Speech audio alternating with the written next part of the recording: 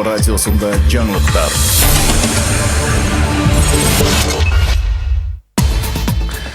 Саламатсыздарбы, назарыңыздарда өлкөдөгү соңку маалыматтар Ош Пирим медиада.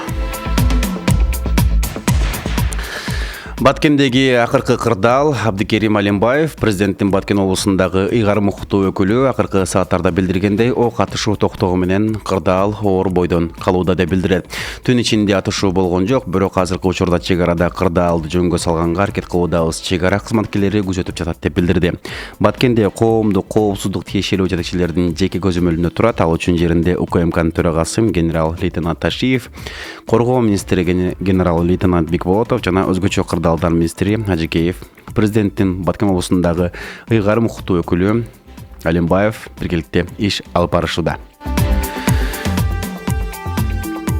Тажик тараптын аткылоосунан Баткенде жабыркагандардын саны 59-га жетти. Жаракат алгандардын арасында аялдар жана балдар бар. Алар негизинен октун чачырандырыларынан жаракат алгандар. Жабыркагандардын ичинен 9-у Бишкек шаарындагы ооруканаларда көз жумгандар боюнча азырынча маалыматтар такталууда. Кыргыз-Тажик чек арасындагы саат 9:00 берилген маалыматтар боюнча Кыргыз-Тажик чек арасында абал чыңалга бойдон калып, бирок турукташуу тенденциясы байкалууда. Бул тууралуу УКМКнын чек ара кызматы кабарлады. Түн тынч өттү, окуялар катталган жок. УКМКнын чек ара кызматынын Баткен облусуна караштуу аскер бөлүктөрүнүн өздүк курамы күчөтүлгөн тартипте кызмат өтүп жатат. Абалды турукташтыруу боюнча бардык аракеттер көрүлүп жатканы айтылды. Ош шаарынын мэриясы жарандарды Баткендеги жаңжалдан жабыркагандар үчүн кан тапшырууга чакырды. Ага ылайык калуучулар Ош шаарындагы кан борборуна барса болот. Анын имараты Ивам көчөсү 12 дарегинде жайгашкан. Кан беремдегендердин жугуштуу оорулары болбошу керек. Ошондой эле 18 жаштан 60 жашка чейинкилер чакырылат деп айтылат маалыматта. Кан борбор саат 8:00дон 14:00га чейин иш алып барат. Кан тапшыра турчу адам жанына паспорт, аскердик билет же айдоочулук күбөлүк салып алышы керек. Бишкек шаарынан кан берүүнү каалагандар Чыңгыз Айтматов проспектисинде 60 дарегинде жайгашкан кан борборуна барса болот. Кечээ 16 сентябрда шаардын борбордук аянтында Баткен облусунун тургундарына гуманитардык жардамдар жөнөтүлдү. Бул тууралуу Ош шаардык мэриясынын басма сөз кызматы кабарлайт.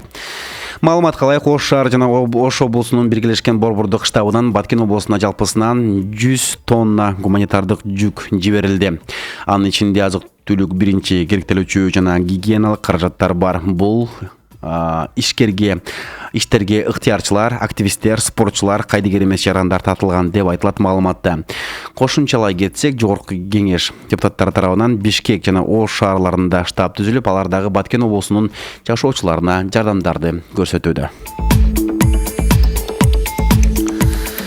Жаңылыктардын соңунда спорттун ийгиликтүү кабары. Кыргызстандын 2 балбаны дүйнө чемпионатында коло медаль утту. Кыргызстандык балбандар Эрназар Ахматалиев менен Арсалан Будажапов Сербияда өтүп жаткан дүйнө чемпионатында коло медаль алышты. Экөө тең эркин күрөш боюнча беттешкен. Эрназар Ахматалиев индиялык балбан менен кармашып 4-1 эсеби менен жеңди. Ал эми Будажапов болгариялык атаандашын 5-1 эсебинде утту. Ош Пирим медиа ушул жана башка маалыматтарды сизгенен окуп билсеңиз болот.